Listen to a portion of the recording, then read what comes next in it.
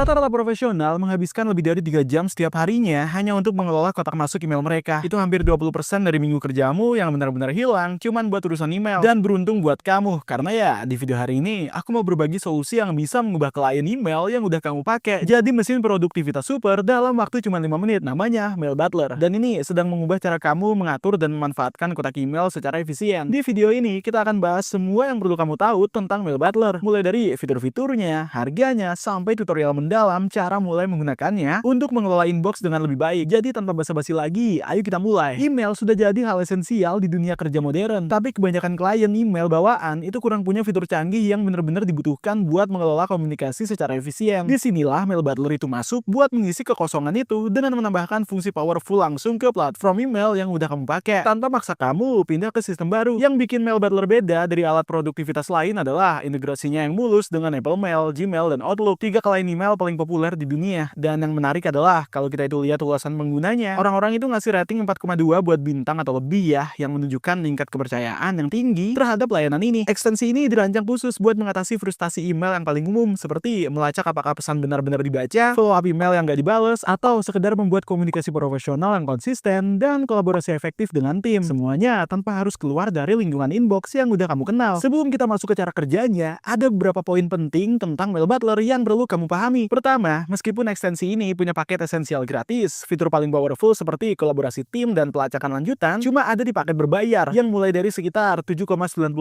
per bulannya. Kedua, beberapa fitur itu sangat spesifik ya per platform, misalnya alat kolaborasi inbox bersama itu cuma berfungsi di Apple Mail atau Outlook. Dan ketiga, integrasi dengan Outlook itu masih baru dan terus disempurnakan. Jadi, kamu itu perlu sabar kalau ada bug yang masih diperbaiki. Tapi itu semua sudah kita singkirkan. Sekarang ayo kita ubah inbox kamu dengan Mail Butler dalam waktu kurang dari 5 menit. Aku akan pandu kamu dari instalasi sampai mengoptimalkan alur kerja dengan fitur-fitur kuncinya ya. Cara kerjanya adalah dengan terintegrasi langsung ke klien email yang udah ada. Jadi hampir nggak ada kurva belajar sama sekali. Yang bikin Mail Butler itu efektif banget adalah fokusnya pada 4 tantangan email utama yang paling buang waktu, yaitu melacak keterlibatan pesan, menjadwalkan waktu optimal, menstandarisasi komunikasi, dan membuat sistem follow up. Di akhir panduan ini, kamu bakal punya pengalaman email yang benar-benar ditingkatkan. Jadi ayo kita mulai dari proses instalasi cepat ini ya. Lalu kita lanjut ke pengaturan tiap fitur kuncinya. Kalau kamu itu mau mulai dan ikuti aku dengan semudah mungkin, biar nggak ada yang salah di proses setupnya, aku sarankan pakai link di deskripsi di bawah. Lalu ikuti video ini sambil aku lakukan. Begitu kamu itu klik link memulai dengan Mail Butler, kamu akan dibawa ke halaman yang kelihatan kayak gini. Seperti yang kamu lihat, kamu bisa mulai sepenuhnya gratis dengan Butler ya. Kamu tinggal klik tombol biru ini. Setelah klik tombol biru itu,